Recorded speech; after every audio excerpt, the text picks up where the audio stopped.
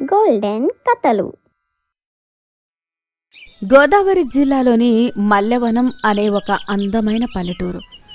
ఏరువాక మొదలైన సమయం. మల్లెవనం గ్రామానికి ఆనుకుని పారుతున్న గోదావరి కాలువ నిండుగా ఉరుకలు వేస్తూ ప్రవహిస్తోంది. వర్షాకాలం ఆరంభంలో కాలువ నీళ్లలో అప్పుడే ఎదిగిన తాజా కలువ రొయ్యలు గుంపులు గుంపులుగా ఎదురీదుతూ ఉంటాయి. ఆ రోజు ఉదయాన్నే ఆకాశం నల్లటి మబ్బు పట్టి ఉంది. ఏ క్షణమైనా భయంకరమైన వర్షం కురిసేలా ఉరుములు శబ్దం చేస్తున్నాయి. రామకృష్ణ తన పాతదైన ఒక చిన్న వలను భుజాన వేసుకుని నడుముకు ఒక బుట్ట కట్టుకుని ఆశగా కాలువ గట్టు దగ్గరికి వచ్చాడు. ఆ రోజు ఎలాగైనా మంచి రొయ్యలు పట్టి భార్యకు ఇవ్వాలని అతని ఆశ. కాని అక్కడ అప్పటికే సోమరాజు తన కొత్త విశాలమైన పెద్ద సైలాన్ వలను చేతిలో పట్టుకుని నిలబడి ఉన్నాడు. సోమరాజు నెమ్మదిగా వస్తున్న రామకృష్ణను చూడగానే ముఖం చిట్లించాడు. తన కొత్త నైలాన్ వలను గర్వంగా పట్టుకుని 2 అడుగులు ముందుకు వేసి దారికి అడ్డంగా నిలబడ్డాడు. ఏ రామకృష్ణ, అటు ఇటు ఏమీ చూడకుండా నేరుగా ఎక్కడికి వస్తున్నావు రా? అలా నేను పొద్దున్నే సూర్యుడు రాకముందే వచ్చి ఇక్కడ స్థానం కబ్జా చేశాను. నేను ఇక్కడ ఈరోజు నా కొత్త పెద్ద వల వేస్తున్నాను. నువ్వు ఇక్కడికి వచ్చి నా ఏరియాలో రొయ్యలు పట్టుకోవడానికి వీల్లేదు. మర్యాదగా ఇక్కడి నుంచి వెళ్ళిపో. అదేంటి సోమరాజు అంత మాట అన్నావు? ప్రకృతి ప్రసాదించిన ఈ నీళ్లు, వాన్లకు అందులో కొట్టుకొచ్చే ఈ రొయ్యలకు ఊరివారందరికీ సొంతం కదా. అయినా కాలువ ఏ ఒక్కరి సొత్తు కాదు కదా. మన తాతల నాటి నుండి అందరూ ఇక్కడే పడుతున్నారు. నీవు ఆ గట్టున నీ పెద్ద వల వేసుకో. నేను ఇటు కొంచెం పక్కన ఆ చెట్టు కింద నా చిన్న వల వేసుకుంటాను. నా వల చిన్నది కాబట్టి నీకేం అడ్డు రాను. దానికి అంత కోపం ఎందుకు? నోరు మూసుకోరా రామకృష్ణ, నాకే నీతులు చెప్తున్నావా? నీలాంటి దరిద్రుడికి ఆ పాత వల పట్టుకొని నా పక్కన నిలబడి అర్హతే లేదు. నీకున్న ఆ చిరిగిపోయిన పాతకాలపు చిన్న వలతో నీకేం రొయ్యలు దొరుకుతాయిరా? ఇటు వచ్చావంటే నీకు ఒక్క రొయ్య కూడా పడదు. పైగా నా అదృష్టం కూడా పోతుంది. మర్యాదగా నా పనికి అడ్డు రాకుండా దూరంగా వెళ్ళు. సరే సోమరాజు, నువ్వు అంతగా చెబుతుంటే నేను నీతో వాదనకు దిగను. బతుకు తెరువు కోసం వచ్చే చోట మనలో మనకు గొడవలెందుకు? ఇద్దరం చిన్ననాటి స్నేహితులం. నువ్వు ఇక్కడే ఉండు. నేను కొంచెం దూరంగా ఆ మలుపు దగ్గరికి వెళ్ళి నా అదృష్టం ఎలా ఉందో పరీక్షించుకుంటాను.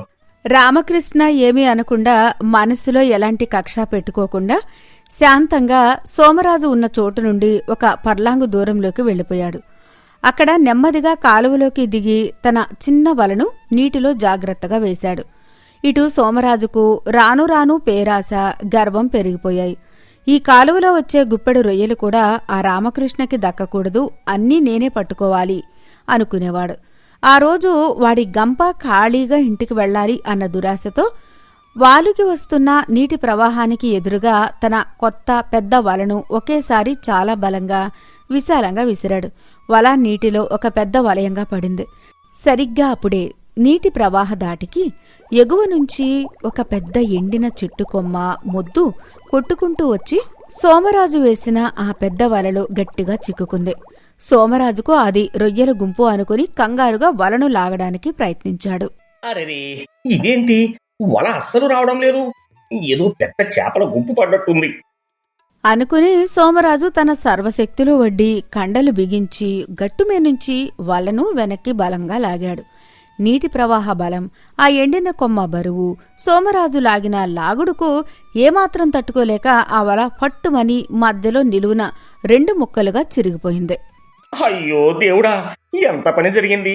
నా ఖరీదైన పెద్ద వల పూర్తిగా చిరిగిపోయింది. అతుకులు వేయడానికి కూడా వీలు లేకుండా దీనికి పనికి రాకుండా పోయింది. కనీసం ఈరోజు ఒక్క రొయ్య కూడా దక్కలేదు. ఇవాళ నా బతుకు బస్టాండ్ అయిపోయింది. నా పేరాసే నన్ను ముంచేసింది.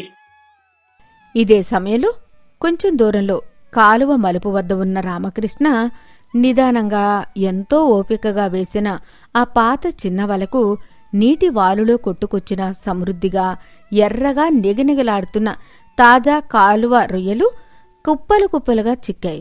రామకృష్ణ వల తీసి తన బుట్ట నిండా పెద్ద పెద్ద రొయ్యలను ఎంతో ఆనందంగా నింపుకున్నాడు. అతని బుట్ట నిండిపోయింది.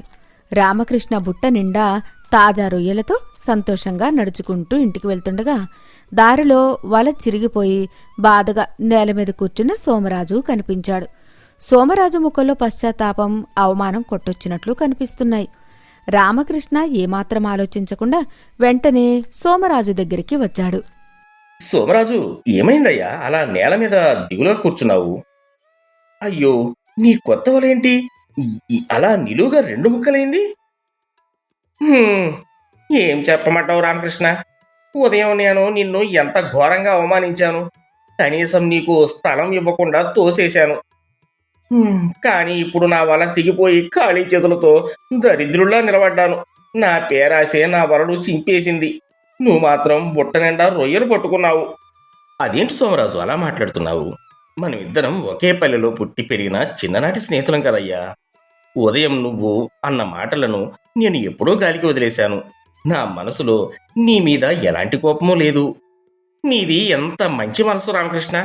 నా బుద్ధి గడ్డి తింది. ఇతరులకు చెడు చేయాలని, వాళ్ల కడుపు కొట్టాలని చూస్తే ఆ దేవుడే నాకు ఈరోజు నా వల చింపి మరీ కఠినమైన గుణపాఠం నేర్పించాడు. నాకు ఇప్పుడు పస్తులే గతి. ఇంకెప్పుడు ఇలా ప్రవర్తించను. నన్ను మనసారా క్షమించు. అయ్యో, నేను నిన్ను క్షమించడం ఏంటి సోమరాజు?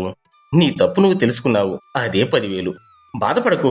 పైగా ఈరోజు నీ కుటుంబం పస్తులుండాల్సిన అవసరమే లేదు. రామకృష్ణ తన బుట్టలో ఉన్న రొయ్యలో నుంచి సగం తీసి సోమరాజు చేతిలో ఉన్న సంచిలో పెడుతున్నాడు. ఇవి తీసుకెళ్లి సంతలో అమ్ముకో. నీ ఇంటికి సరుకులు వస్తాయి. నీ పిల్లలు కడుపు నిండా తింటారు. వద్దు రామకృష్ణ, నేను నీకు అన్యాయం చేయాలని చూశాను. నాకు ఇవి తీసుకునే అర్హత అస్సలు లేదు. ఇవి నీ కష్టార్జితం. అదేంటి సోమరాజు, స్నేహితుడి ఆకలి తీర్చడం నా బాధ్యత. సరే, అవి తీసుకోకపోయినా పర్లేదు. ఈరోజు నువ్వు మధ్యాహ్నం మా ఇంటికి రా. బయట చూసావా, మబ్బులు నల్లగా కమ్ముకొచ్చాయి. భయంకరమైన వర్షం పడేలా ఉంది. ఈరోజు పస్తులెందుకు? మా ఇల్లాలి చేతి కమ్మటి వంటకం తిందాం. పద, మా ఇంటికి వెళ్దాం. సుభద్ర వంట చేస్తే ఆ రుచే వేరు. రామకృష్ణ, నేను నిన్ను ఉదయం అన్ని కఠినమైన మాటలన్నా సరే ఏమీ మనసులో పెట్టుకోకుండా నన్ను నీ ఇంటికి భోజనానికి ఆప్యాయంగా పిలుస్తున్నావా? నీ మనసు ఎంతటిదయ్యా! సముద్రమంత విశాలమైనది. నేను చేసిన తప్పుకి సిగ్గుతో చచ్చిపోతున్నాను. నీ రుణం ఎలా తీర్చుకోగలను? ఆ మాటల తర్వాత తీరిగ్గా మాట్లాడుకుందాం సోమరాజు. ముందు గంప పట్టుకో, ఇంటికి వెళ్దాం. ఈరోజు మా పెరట్లోని ఎర్రటి నాటు గోంగూర ఉంది. ఆ గోంగూరతో ఈ కాలువలో పట్టిన తాజా రొయ్యలను కలిపి నా భార్య సుభద్రతో గోంగూర రొయ్యల పలావ్ చేద్దాం. వర్షంలో ఆ వేడివేడి పలావ్ తింటే ఆ ఆనందమే వేరు. పద, వెళ్దాం. రామకృష్ణ, సోమరాజు ఇద్దరూ పాత కబుర్లు మాట్లాడుకుంటూ ఇంటికి చేరుకున్నారు. బయట అప్పటికే ఆకాశం చిల్లుపడినట్లు కుండపోత వర్షం మొదలైంది. పెంకుటింటి కప్పు మీద వర్షం ఢామ్ ఢామ్ అని శబ్దం చేస్తుంది. మట్టి వాసన చల్లటి గాలిలో కలిసిపోయింది. రామకృష్ణ, సోమరాజు రొయ్యల బుట్టతో తడుచుకుంటూ లోపలికి వచ్చారు. సుభద్ర, చూడు, ఈరోజు కాలువలో పెట్టిన తాజా రొయ్యలను తీసుకొచ్చాను. నా వల నిండిపోయింది. మన చిన్ననాటి స్నేహితుడు సోమరాజు కూడా వచ్చాడు. బయట వాతావరణం చాలా చల్లగా వర్షంగా ఉంది కదా, ఏమంటావు? రండి సోమరాజు గారు, వానలో బాగా తడిసిపోయినట్లున్నారు. చలిగా ఉండుంటుంది. ఇలా ఈ పీట మీద కూర్చోండి. ముందుగా ఈ తువ్వాలుతో తల ఒళ్ళు తుడుచుకోండి. కాలువ దగ్గర అంతా కులాసగా జరిగిందా? సుభద్ర, అవన్నీ తర్వాత. ముందు మన పెరట్లోని నాటు గోంగూర ఆకులతో ఈ కాలువలో పట్టిన రొయ్యలతో నీ స్టైల్లో ఘుమఘుమలాడే గోంగూర రొయ్యల పొలావ్ చెయ్యి. ఈ చలికి నోరు చప్పగా ఉంది.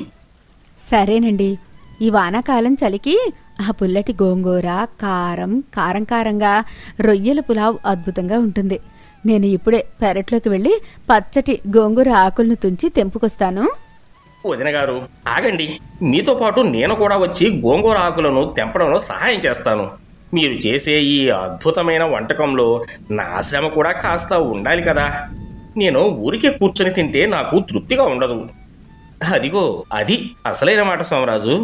అందరం శ్రమను పంచుకున్నప్పుడే వచ్చే ఆనందం, వంటకి వచ్చే రుచి రెట్టింపు అవుతాయి. వంట ఒక పండగలా మారుతుంది. ముగ్గురు కలిసి ఉత్సాహంగా వంట పనులో నిమగ్నమయ్యారు. వర్షంలో తడుస్తూనే పెరట్లోకి వెళ్లి ఎర్రటి కాడలున్న పుల్లటి నాటు గోంగూర ఆకులను తుంచి తెచ్చారు. రామకృష్ణ రొయ్యల పొట్టు తీసి శుభ్రం చేసి కాస్త పసుపు, కల్లుప్పు వేసి 2-3 సార్లు కడిగాడు. సుభద్రమ్మ సానకల్లుపై అల్లం, వెల్లుల్లి, పచ్చిమిర్చి, చెక్క, లవంగాలు వేసి మెత్తగా ఘాటుగా నూరింది. మట్టి పొయ్యి మీద పెద్ద ఇత్తడి పాత్ర పెట్టి అందులో కాస్త నూనె, ఇంట్లో కాచిన స్వచ్ఛమైన ఆవు నెయ్యి వేసింది సుభద్రమ్మ.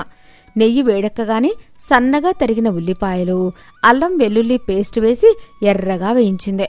ఆ తర్వాత శుభ్రం చేసిన తాజా రొయ్యలను పసుపు, కారం వేసి బాగా వేయించింది. రొయ్యలు సగం ఉడికాక సన్నగా తరిగిన గోంగూర ఆకులను అందులో వేసి మగ్గనిచ్చింది. గోంగూర పులుపు రొయ్యలకు బాగా పట్టి ఆ మిశ్రమం అద్భుతంగా తయారైంది. ఆ తర్వాత నానబెట్టిన బియ్యం, తగినన్ని నీళ్లు పోసి పైన కొత్తిమీర చల్లి మూతపెట్టి దమ్ కట్టెల మంట మీద ఉడకనిచ్చింది. పొయ్యి మీద ఇత్తడి పాత్రలో ఆ పులావ్ ఉడుకుతుంటే ఆ సువాసన వానగాలికి తోడై ఇల్లంతా వ్యాపించి ముక్కు పుటాలను తాకుతోంది. రామకృష్ణ, ఆ పాత్ర నుంచి వస్తున్న సువాసన నా నాసికా పుటాలను తాగుతుంటే నా ఆకలి 100 రెట్లు పెరిగింది. ఆ లవంగాల ఘాటు, గోంగూర పులుపు, స్వచ్ఛమైన నెయ్యి పరిమళం కలిసి అసలైన ఆనందాన్ని ఇస్తున్నాయి. ఎప్పుడెప్పుడు తిందామా అనిపిస్తోంది. సోమరాజు గారు, వంటగదిలో చేసేది కేవలం వంట కాదు. మనసులో కొత్త ఉత్సాహం ఉన్నప్పుడు, తోటివారికి వడ్డించాలన్న ప్రేమ, స్వచ్ఛత ఉన్నప్పుడు ఏ వంటకమైనా అమృతంలా మారుతుంది. వడ్డించడానికి సిద్ధం. ఇంకేం ఆలస్యం సుభద్ర, త్వరగా అరటి ఆకులు పరిచి ఆ వేడివేడి రొయ్యల గోంగూర పలావును వడ్డించు. బయట వర్షం హోర్ర కురుస్తుంటే, చలిగాలి వేస్తుంటే ఇంట్లో మనవాళ్లతో కలిసి వేడివేడిగా ఈ వంటకం తినే భాగ్యం ఎంతమందికి దక్కుతుందిరా సోమరాజు? వాన దంచి కొడుతోంది. రామకృష్ణ, సోమరాజు, సుభద్రమ్మ వాళ్ల ముందు పచ్చటి అరటి ఆకులు పరిచి అందులో నుంచి ఆవిర్లు వస్తున్న ఎర్రటి గోంగూర రొయ్యల పులావును వడ్డించింది. పక్కన సన్నగా తరిగిన ఉల్లిపాయలు, నిమ్మకాయ బద్దలు పెట్టింది. ముగ్గురూ కలిసి ఆ పులావును చేత్తో కలుపుకొని మొదటి ముద్ద ఆస్వాదిస్తూ నోట్లో పెట్టుకున్నారు. అబ్బో, ఈ రుచి వర్ణించడానికి మాటలు అస్సలు చాలడం లేదు రామకృష్ణ. ఆ నాటు గోంగూర పులుపు, పాలువ రొయ్యల కమ్మదనం, వదినమ్మ సానకల్లు మీద నూరిన మసాలాల ఘాటు ప్రతి ముద్దలోనూ అద్భుతంగా తెలుస్తోంది. జీవితంలో ఎప్పటి వరకు నేనెంత రుచికరమైన వంటకాన్ని తినలేదు. తిను సోమరాజు, మొహమాటం పడకుండా కడుపు నిండా తిను. రుచి మాత్రమే కాదు సోమరాజు, ఈ వంటకంలో మన ఐక్యత, దెబ్బతిన్న స్నేహం కూడా మళ్లీ చిగురించి కలిశాయి. మన చిన్ననాటి తీపి జ్ఞాపకాలు కలిశాయి. అందుకే ఇది మనకు అంత కమ్మగా అనిపిస్తోంది. రామకృష్ణ, ఈ పులావ్ తింటుంటే నా కడుపు నిండటమే కాదు, నా మనసులో ఇన్నాళ్లుగా గూడు కట్టుకున్న అజ్ఞానం, ఇగో కూడా తొలగిపోతున్నాయి. నేను ఎప్పటి వరకు నేను నా శత్రువుగా నీ మీద అసూయపడ్డాను. నా ఓటమికి నువ్వే కారణమని కుళ్ళుకున్నాను. కానీ నువ్వు మాత్రం కాలువగట్టున నా వల తెగిపోతే నీ రొయ్యలను పంచుకున్నావు. నన్ను ఇంటికి పిలిచి గౌరవంగా పీట వేసి ఈ అపూర్వమైన భోజనాన్ని వడ్డించావు. నీ విశాల హృదయంతో పోల్చితే నా మనసు ఎంత చిన్నదో నాకు ఇవాళ కళ్ళకు కట్టినట్లు తెలిసి వచ్చింది. సోమరాజు గారు, పొలంలో కలుపు మొక్కలుంటే అసలు పంట సరిగ్గా పండదు కదా. అలాగే మనసులో అసూయ, ద్వేషం అనే కలుపు మొక్కలుంటే మనిషి జీవితంలో ప్రశాంతత ఉండదు. ఎప్పటికైనా అది వాళ్ళనే నాశనం చేస్తుంది. అవును సోమరాజు, మన దగ్గర ఉన్నదానితో తృప్తి పడటం, తోటివారికి మన శక్తి మేర సహాయం చేయడం అనేవి మనిషికి అసలైన ధనాలు. ఈరోజు మనం తిన్న ఈ గోంగూర రొయ్యల పులావులాగే ఉప్పు, కారం, పులుపు లాంటి రుచులు కలిస్తేనే ఎంత కమ్మటి పులావ్ అవుతుందో. అలాగే భిన్నమైన మనుషులు తమ పగలను, అసూయను వీడి ఒకరికొకరు సాయం చేసుకుంటూ కలిస్తేనే ఒక అందమైన సమాజం ఏర్పడుతుంది. చాలా గొప్పగా చెప్పావు రామకృష్ణ. ఈ రోజు నా కళ్ళు పూర్తిగా తెరుచుకున్నాయి. నాలోని అసూయ అనే చెడు గుణాన్ని ఈ బయటపడుతున్న వర్షపు నీటిలో కొట్టుకుపోయేలా శాశ్వతంగా వదిలేస్తున్నాను. కష్టపడి పనిచేస్తాను, కానీ ఇతరులను చూసి ఇంకెప్పుడూ కుళ్ళుకోను. నా మార్గం మారింది. చాలా సంతోషం సోమరాజు గారు. ఇంకొంచెం పులావ్ వేస్తాను, తృప్తిగా తినండి. వదిన గారు, ఈ వాన నీళ్లు నెర్రెలు బారిన నేలను ఎలా పునీతం చేస్తాయో మీ ప్రేమాభిమానాలు ఈ కమ్మటి గోంగూర రొయ్యల పొలాలు నా గర్వాన్ని పూర్తిగా కడిగేసి నా జీవితాన్ని సన్మార్గంలో పెట్టాయి. ఇకపై ప్రతి వర్షాకాలంలో మనం కలిసి కాలువ దగ్గరకు వెళ్దాం. పక్కపక్కనే వలలు వేసి రొయ్యలు పట్టుకుందాం. కలిసి వండుకొని తిందాం. మన స్నేహం ఈ కురుస్తున్న వర్షంలా నిరంతరం కురుస్తూనే ఉండాలి. తప్పకుండా రామకృష్ణ, రేపు మీరిద్దరూ మా ఇంటికి భోజనానికి రండి. నా కొత్త వర తెగినందుకు నాకిప్పుడు ఎలాంటి బాధ లేదు. మనం బ్రహ్మాండమైన చేపల పులుసు వండుకుందాం. కథలోని నీతి: పేరాస, అసూయ ఎప్పటికైనా మనకే నష్టాన్ని తెచ్చిపెడతాయి. అదే ఓర్పు, స్నేహభావం, ఎదుటివారికి సాయం చేసే దయాగుణం ఉంటే సమాజంలో గౌరవంతో పాటు ఆత్మీయుల ప్రేమ